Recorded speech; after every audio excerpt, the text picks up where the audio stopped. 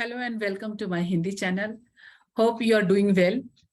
बच्चों, मुझे उम्मीद है आप लोगों को जो भी मैं वीडियो बना रही हूँ अच्छा लग रहा होगा और आपको समझ में भी आ रहा होगा। तो लास्ट वीडियो में हमने पढ़ा था शब्द विचार। तो शब्द विचार के हमने कुछ पार्ट पढ़ लिए थे, खाली उसके शब्दों का डेफिनेशन वगैरह पढ़ा था और शब्दों के चार आधार पर उसके प्रकार किए गए थे, वो सारी चीजें हमने पढ़ी थी। ठीक है। और चारों आधार का आज हम पढ़ेंगे। उसके चारों आधार जो दिए गए थे, अर्थ के आधार पर, रचना के आधार पर, रचना या बनावट के आधार पर, उत्पत्ति के आधार पर और प्रयोग के आधार पर। तो चारों भी पार्ट का हम सारा उसके किसे कहते हैं और उसके बारे में क्या क्या है वो जानेंगे। ठीक है बच्चों। सबसे पहले हम लोग पढ़ते हैं किसके, अर्थ के आधार पर। अर्थ के आधार पर शब्दों के दो भेद होते हैं, सार्थक और निरर्थक। ठीक है। सार्थक और निरर्थक होते हैं। ठीक है बच्चों। अभी हम देखते हैं सार्थक शब्द किसे कहते हैं। अब सार्थक वे शब्द होते हैं जिसका कुछ ना कुछ अर्थ होता है। सार्थक वे शब्द होते हैं जिनका कुछ ना कुछ अर्थ होता है। जैसे रोटी, पानी, ममता और डंडा, इस तरह के कोई भी सारे शब्द जो भी हम यूज करते हैं वो सारे शब्द किस में आ जाएंगे, आपके सार्थक। सार्थक मतलब होता है कोई अर्थ के साथ। और निरर्थक मतलब जिसका कोई अर्थ नहीं है लेकिन फिर भी हम यूज करते हैं हिंदी शास्त्र में। जैसे पोयम, कविता वगैरह हम लिखते हैं, उसमें भी हम क्या करते हैं, यूज करते हैं आपको। तो जैसे कि जिन शब्दों का अर्थ नहीं होता है, शब्द निरर्थक कहलाते हैं। जैसे रोटी, वोटी, पानी, वानी, डंडा, वंडा, इनमें ज्यादातर हम इस तरीके के वर्ड, उसका कोई अर्थ नहीं होता है लेकिन हम यूज करते हैं। तो निरर्थक शब्दों का व्याकरण में कोई विचार नहीं किया जाता है कि ये संज्ञा है कि सर्वनाम है कि क्या है, वो सबका विचार नहीं होता है। ठीक है बच्चों। अभी है दूसरा पार्ट, क्या है आपका, रचना के आधार पर। कहीं कहीं पर रचना के आधार पर आपको देखो उत्पत्ति के आधार पर भी लिखा गया है। किसी किसी वेबसाइट पर मैंने देखा है कि रचना को उत्पत्ति भी लिखा गया है, लेकिन उत्पत्ति गलत है बच्चा। क्योंकि उत्पत्ति मतलब होता है ओरिजिन, शब्द आए कहां से है, और रचना अर्थात होता है बनावट। तो यहाँ पर बनावट के आधार पर शब्दों के जो भेद होते हैं वो तीन होते हैं। कौन कौन से होते हैं, रूढ़ शब्द, यौगिक शब्द और योग रूढ़ शब्द। अभी रूढ़, यौगिक और योग रूढ़। रूढ़ शब्द क्या होते हैं, आप बताइए आप मुझे। रूढ़ शब्द वो होते हैं जो किसी न किसी शब्द, किसी भी शब्द को मिलाकर नहीं बनते। अर्थात वो अपने क्या रहते हैं, अपने मूल रूप में रहते हैं। वैसे ही शब्दों को हम क्या कहते हैं, रूढ़ शब्द कहते हैं। मूल रूप मतलब जैसे जैसे आपने देखो जब क्रिया पढ़ते हैं तो क्रिया पढ़े होंगे। अभी तो मैंने वीडियो बनाना स्टार्ट किया है, पर इससे पहले आप लोगों ने अपने क्लास में पढ़ा होगा, कहीं तो पढ़ा होगा। क्रिया जो अपने मूल रूप में रहते हैं, जैसे खाना का खा, हंसना का हंस। ठीक है।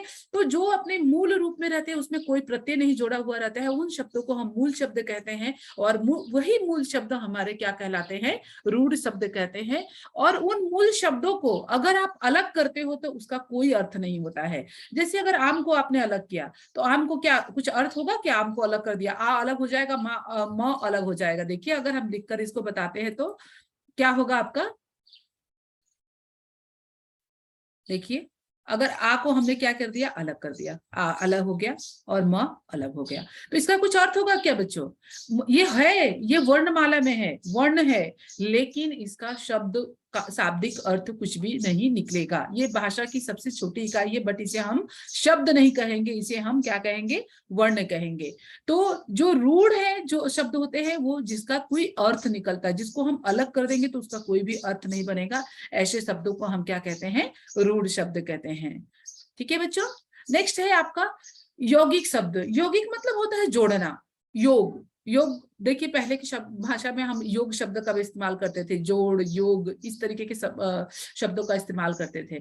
तो अभी योग मतलब होता है यौगिक मतलब होता है दो शब्दों को जोड़ना। ठीक है बच्चों। तो अभी दोनों दो शब्दों को जोड़ते हैं और दोनों भी शब्द का एक अर्थ निकलता है, उस शब्द उसे हम क्या कहते हैं, यौगिक कहते हैं। जैसे सुकन्या, गाड़ी वाला, नाटककार। तो अभी सु प्लस कन्या कहेंगे तो सु भी का भी उपसर्ग है, उसका भी एक अर्थ है। गाड़ी वाला, गाड़ी का भी अर्थ है अलग से, वाला का भी अर्थ है। उसी तरीके से नाटककार का भी। ठीक है। तो अभी हिंदी भाषा में यौगिक शब्दों को भी क्या कहा गया, तीन भागों में। बच्चों एकदम गड़बड़ा गए, अरे डरिए मत, डरिए मत। ये मतलब इसके डिवाइड आपको याद रखने की जरूरत नहीं है, लेकिन बस खाली इस तरीके से हम याद कर सकते हैं इसको, क्या क्या कि अगर देखिए अगर उपसर्ग जुड़ गया तो वो एक प्रकार हो गया, क्योंकि मूल शब्द देखिए ये रह गया मूल शब्द, ठीक है, ये हो गया आपका मूल शब्द, ठीक है। अब इसके साथ पहले जुड़ गया तो उपसर्ग का एक नियम हो गया, बाद में जुड़ गया प्रत्यय का एक नियम हो गया, और दोनों भी शब्द हो गए तो एक और नियम हो गए। इस प्रकार से क्या हो गए, यौगिक शब्द तीन तरह से बनता है, ये हम कह सकते हैं, ठीक है बच्चों। अब देखिए नेक्स्ट है आपका योग रूढ़ शब्द। अच्छा, योग रूढ़ शब्द क्या होता है? योग रूढ़ शब्द आपने कभी सुना है? योग रूढ़ शब्द क्या होता है? जी बच्चों, योग रूढ़ शब्द विशेष शब्द होते हैं, ठीक है। ज्यादातर समास में आप लोगों ने योग रूढ़ शब्दों के बारे में पढ़ा होगा, और भी कौन से समास में? बहुव्रीहि समास में, जैसे गजानंद, एकदंत, नीलकंठ, ऐसे जहां पे शब्द आते हैं वो क्या होते हैं हमारे आपके योग रूढ़ शब्द होते हैं। मतलब उस शब्द दो शब्दों से ही मिलके बनते हैं। जैसे देखो यहाँ पर एग्जाम्पल में लिखा है एक दंत, ठीक है, इसको अगर अलग करेंगे तो क्या हो जाएगा, एक और प्लस दंत हो जाएगा। लेकिन दोनों का एक अलग अलग अर्थ है ना बच्चे, दोनों का भी अलग अलग अर्थ है, इसलिए इसे लेकिन हम जब एक साथ करते हैं इसको तो ये किसी तृतीय पद को इंडिकेट करता है, तृतीय पद को तीसरे पद को संकेत करता है, इसलिए हम इसे क्या कहते हैं, योग रूढ़ शब्द कहते हैं, ठीक है बच्चों। अब देखते हैं नया, उत्पत्ति के आधार पर शब्द के चार भेद है। जैसे मैंने पहले ही बताया कि रचना के आधार पे अलग होते हैं, रचना के आधार पे रूढ़, यौगिक और योग रूढ़, और उत्पत्ति के आधार पर क्या होते हैं, तत्सम, तद्भव, देशज, विदेशज। बहुत ही सिंपल है, इसे याद रखना।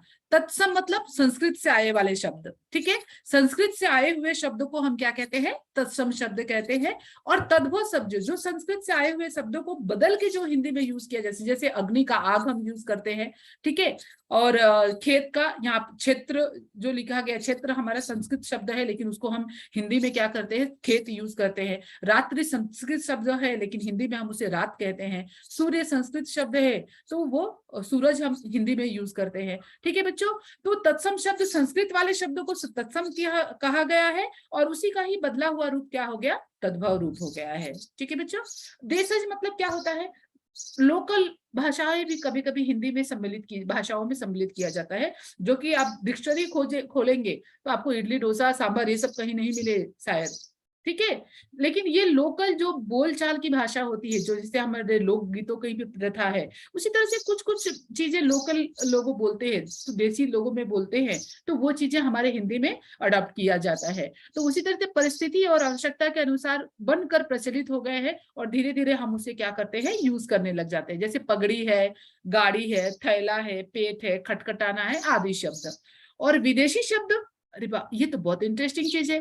अब आप सोचो होगा कि विदेशी शब्द भी होते हैं क्या हिंदी में? यस बच्चों, विदेशी शब्द भी होते हैं हिंदी में।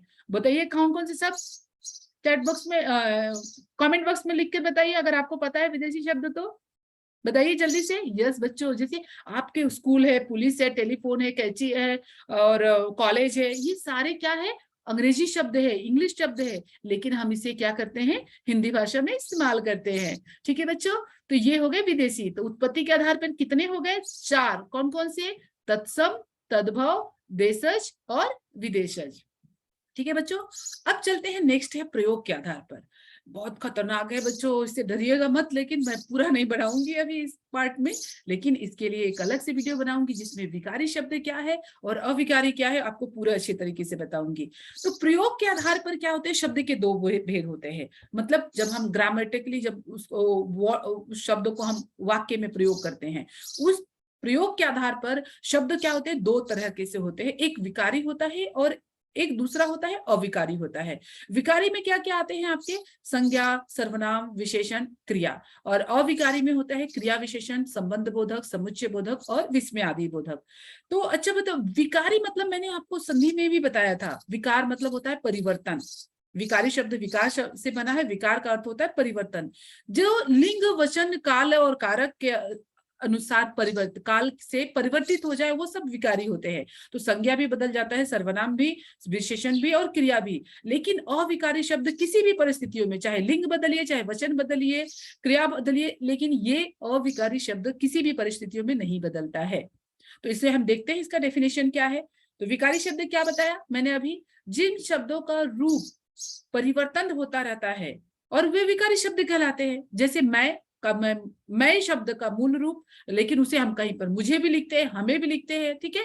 और अच्छा का हम अच्छे भी लिखते हैं। जब जहां पर बहुवचन का प्रयोग किया जाता है तो अच्छा अच्छे हो जाता है, खाता है खाती है, मतलब लिंग का जब चेंज हो गया तो खाता है खाती है प्रयोग करते हैं, खाते हैं बहुवचन के लिए प्रयोग करते हैं। मतलब एक ही शब्द को हम वचन परिवर्तन होता है या तो लिंग परिवर्तन होता है, तो वो जब चेंज हो जाता है, ऐसे बदलने वाले शब्दों को हम क्या कहते हैं, विकारी शब्द कहते हैं। तो इसमें विकारी शब्द में कौन कौन से आते हैं, जल्दी जल्दी बताइए। संज्ञा, सर्वनाम, विशेषण और क्रिया। अभी इसको जब हम विस्तार से पढ़ेंगे तब हमें पता चलेगा कि संज्ञा में कैसे विकार आता है, सर्वनाम में कैसे बदलता है, विशेषण में कैसे विकार बदलते हैं। नहीं तो यह वीडियो बहुत लंबा हो जाएगा, हम अगले वीडियो तैयार करेंगे, उसमें हम जरूर बताएंगे आपको। नेक्स्ट है अविकारी शब्द। अविकारी मैंने ऊपर बता दिया, जिन शब्दों के रूप में कभी भी कोई परिवर्तन नहीं होता है, चाहे कोई भी परिस्थिति हो, चाहे लिंग बदले चाहे वचन बदले, लेकिन उन पर कोई भी परिवर्तन नहीं होता है, ऐसे शब्दों को हम क्या कहते हैं, अविकारी। जैसे यहाँ है, किंतु है, परंतु है और है, इनमें कभी भी परिवर्तन नहीं होता है। और ये कौन कौन से शब्द होते हैं, आपके क्रिया विशेषण और संबंध बोधक, समुच्चय बोधक और विस्मय आदि बोधक शब्दों को कहते हैं अविकारी शब्द। उम्मीद है बच्चों आपको ये वीडियो बहुत पसंद आया होगा और जो भी मैंने सिखाया आपने बहुत अच्छे से सीखा होगा। अगर आपको वीडियो अच्छा लगा है तो जरूर लाइक करें, शेयर करें और सब्सक्राइब करें। ये do you have any question for me, तो प्लीज कमेंट बॉक्स पे लिखिए, उसके बारे में क्या कीजिए, आप कमेंट बॉक्स में लिख दीजिए। धन्यवाद बच्चों।